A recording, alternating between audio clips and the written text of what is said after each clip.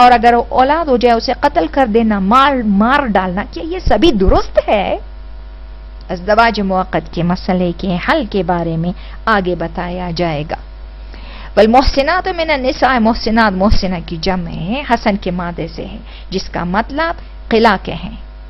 اسی مناسبت سے شوہردار عورتوں اور عفیف و نجیب و پاک دامن کے لیے استعمال ہوتا ہے، جو اپنے آپ کو جنسی آمیزش سے حفاظت کرتی ہیں اور یا ان کی سرپرستی اور حمایت کے لیے مرد لوگ ہوتے ہیں۔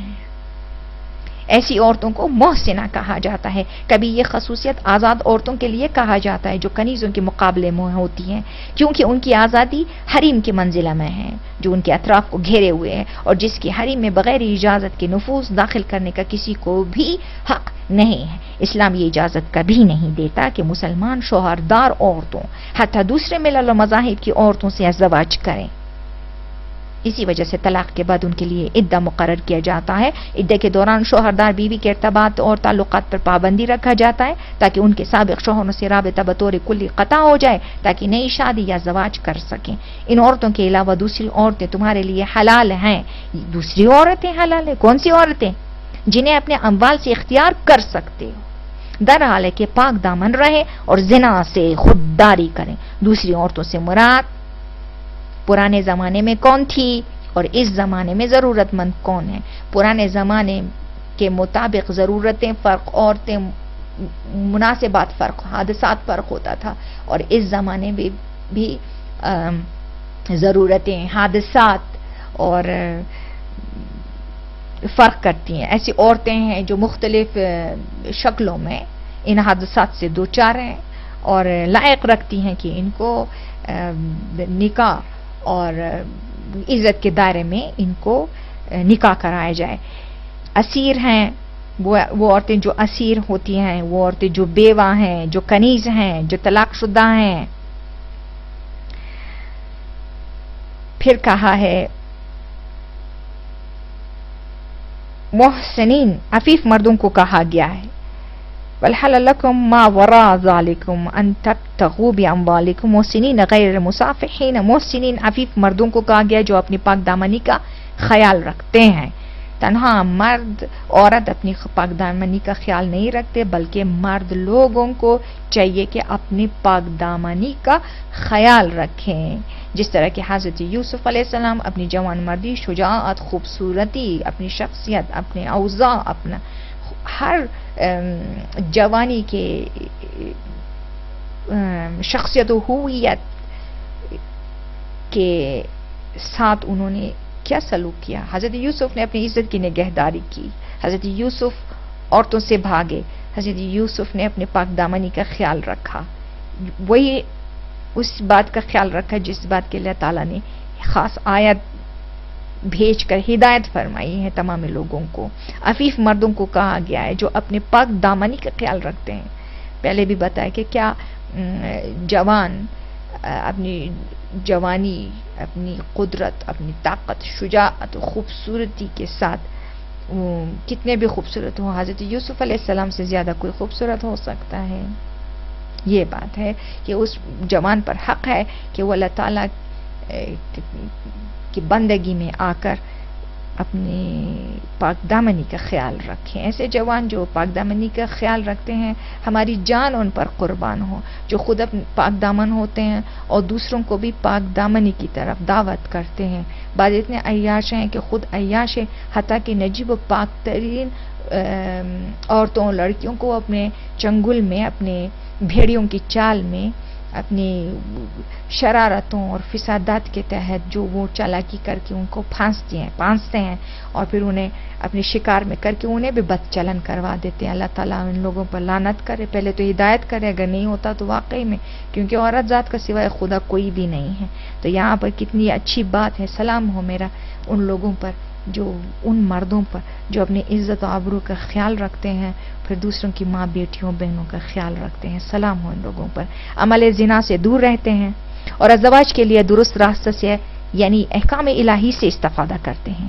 اسیر، کنیز، بیوہ، طلاق شدہ تمہارے اختیار میں ہے، جس سے چاہو اگر ان کی رضایت ہو تم کر سکتے ہو، گناہ سے تو بچ سکتے ہو۔ کم از کم آگ کے شعلے جہنم کا آگ تو تمہارا دامنگیر نہ ہوگا.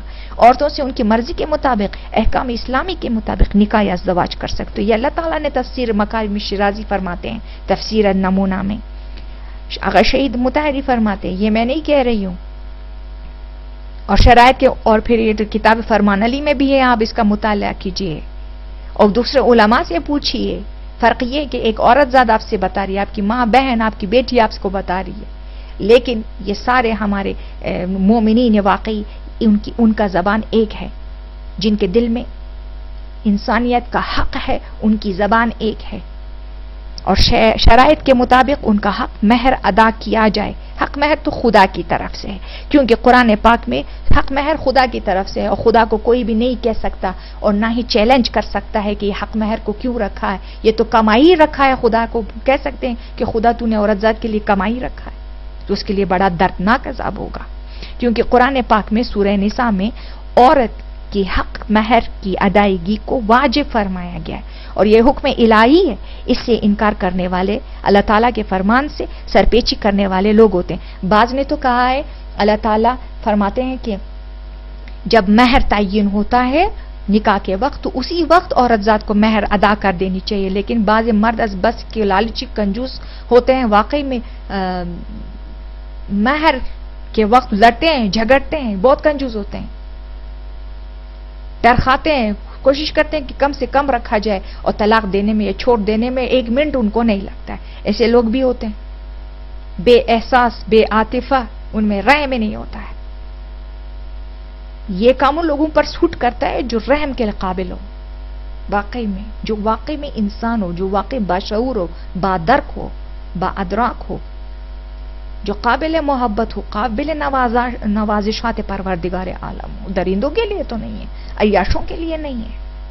اور یہ بات حق ہے, جو حق مہر پر ان لالچیوں کو کی حیثیت اور حقیقت پتہ چل جاتا ہے. کم سے کم جتنا بھی ہو سکتا ہے کم سے کم حق مہر رکھنا چاہتے ہیں, اور ہر دھوکہ اور فریب سے وہ پہلے یہی چاہتے ہیں کہ کسی سے نکاح کر دیا جائے, اور مختلف بہانوں سے, مختلف چالاکیوں سے وہ پہلے کیچ کرتے ہیں اپنے خوراک کو. ولا حول ولا قوت الا باللہ العلی العظیم. یہ کام ان لوگوں کے لیے جو اس کام کے لیے شائستگی رکھتے ہیں, جو اس مقام کی عظمت رکھتے ہیں, یہ انسان واقعی کے لیے ہیں, یہ شرائط درندوں کے لیے نہیں ہے. ولا حول ولا قوت الا باللہ العلی العظیم. غیر مصافحین, اس حقیقت کی طرف اشارہ ہے کہ غیر مصافحین کون ہے. اشارہ ہے کہ مسئلہ ازدواج میں ہدف اور مقصد فقط تنہا ہوسرانی اور جنسی غریزہ کا ارضا کرنا نہیں ہوتا, کیونکہ یہ امر زندگی اور انسانی بقا کے لیے عالی ترین ہدف ہے. اس لیے اللہ نے اس غریزے کو انسان کی خدمت میں قرار دیا ہے, خدمت میں قرار دیا اس غریزے کو شہوت نفسانیہ اور شیطانیہ کے لیے قرار نہیں دیا ہے. ٹھیک ہے, قرار دو, لیکن اس کا جواب بھی دینا پڑے گا. دردناک عذاب الہی, تحترین جہنم اس کی جگہ ہو جائے گی جو اپنے رب کے کلام کو جھٹلائے گا. یہ انسانی بقا کے لیے عالی ترین ہدف ہے. بقا, عفت, عزت, آبرو سب کی باقی رہ جاتی ہے, چاہے موقت ہو چاہے دائمی. بہترین اولاد پیدا کیے جا سکتے ہیں, تربیت کیے جا سکتے ہیں, حلال زادے ہوتے ہیں.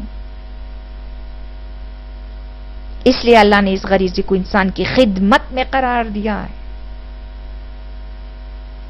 جو انسانی نسل کی بقا کے لیے اور نیز آلودگیوں, ناپاکیوں سے حفاظت کے لیے ہے.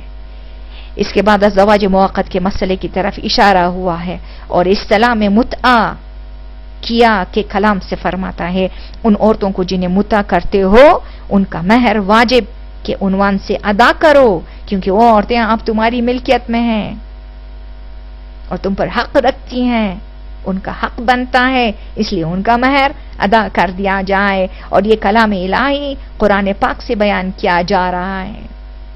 عزت سے انہیں لیں اور عزت سے چھوڑ دیں. کوئی کرتا ہے ایسے؟ اس سب کا سوال پوچھا جائے گا, اللہ تعالیٰ پوچھے گا.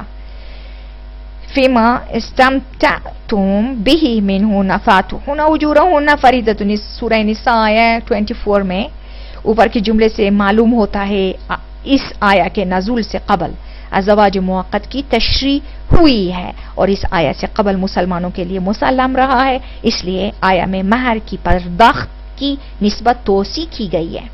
जिक्र के बाद यहाँ इस मतलब की तरफ इशारा होता है कि अगर अक़्द के तरफ़ैन अपनी रज़ायत से बाद में महर की मिक़दार को कम या ज्यादा करे माने नहीं, इसलिए फरमाता है कि तुम पर कोई गुनाह नहीं अगर तयीन महर के बाद एक दूसरे से तवाफ़ुक़ किया जाए तो बाद में तवाफ़ुक़ से महर को कम या ज्यादा कर सकते हैं। वला जुनाह अलैकुम फ़ीमा तुरादीतुम बिही मिन बाद अल फ़रीज़ा सूरह निसा 24 में इस असास पर महर तरफ़ैन की रज़ायत पर काबिल तग़यीर है। इस मौज़ू में अक़्द दायमी और अक़्द मुअक्कत में फ़र्क नहीं है। अक़्द दायमी और अक़्द मुअक्कत में फ़र्क नहीं है, अगरचे आया जैसे कि कहा गया है ज़वाज मुअक्कत के बारे में बहस कर रहा है। आया फ़ौक़ के तफ़सीर में दूसरा एहतमाल ये है कि अज़वाज मुअक्कत के बाद तरफ़ैन मुद्दत अज़वाज की इजाफा करने में या महर के मबलग में एक दूसरे से तवाफ़ुक़ कर सकते हैं, यानी मुद्दत के इख्तिताम से कबल अज़वाज मुअक्कत काबिल तमदीद है, मुद्दत को बढ़ा दिया जा सकता है।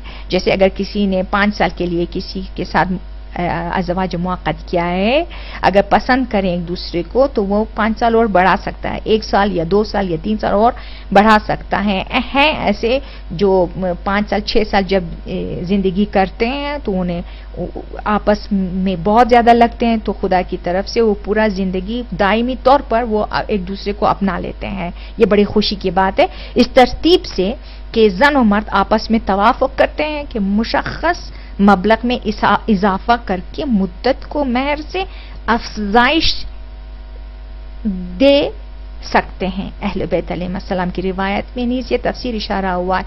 इस आया में जिस अहकाम की तरफ इशारा हुआ है ऐसा अहकाम है जो अफराद बशर के लिए खैर और सआदत का मुतज़म्मिन है, क्योंकि खुदावन बंदों के मसाले से आगाह है, ज्यादा आगाह है। हम क्या चाहते हैं, अल्लाह ताला ज्यादा आगाह है और उसी आगाही की बिना पर हमारे लिए दस्तूरात और अहकामात और क़वानीन भेजे हैं। खुदा खुद फरमाता है कि सूरह यूसुफ को पढ़ो और अल्लाह ताला हमें मोहब्बतों के बारे में और शहवात और गरीज़ा के आग से बचने के बारे में हमें फरमाते हैं, और खुद अल्लाह ताला फरमाता है कि मैं शर्माता नहीं हूँ। फिर वो इन जिस फितरत गरीजी से हमें पैदा किया है तो वो दस्तूर देते वक्त वो शर्माए क्यों? हमारी खलकत को जिसने जिस फितरत पर पैदा किया है उसके कानून को बता देने में वो शर्माएगा क्यों? अल्लाह ताला अपने कानून गुजारी में वो हकीम है। इन्नल्लाह काना अलीमान हकीमा। किसी ने पूछा कि ज़वाज मुअक्कत में मसलन 4 साल 5 साल किसी से ज़वाज मुअक्कत किया है तो 2 साल किसी से ज़वाज मुअक्कत किया। किसी ने कहा कि आया हम लोग लगते आपस में नहीं लगते तो क्या हम एक दूसरे से दूरी इख्तियार कर सकते हैं? तो इसमें यह है कि अगर तरफ़ैन एक दूसरे से राजी नहीं है, दोनों एक दूसरे से जुदाई चाहते हैं, तो इस सूरत में अगर औरत चाहती है कि मर्द से जुदा हो जाए तो मर्द को चाहिए कि वो मर्द से पूछे, मर्द की रजामंदी चाहिए कि आइंदा 1 साल वो बख्शेगा या नहीं। अगर नहीं बख्शेगा तो उसे इंतजार करना पड़ेगा, अगर बख्शेगा तो वो उस निकाह से छुटकारा पा सकता है। इस तरह का है इस्लाम में अज़वाज मुअक्कती वक्ती शादी। अल्लाहुम्मा सल्ली अला मुहम्मद व अला आलि मुहम्मद।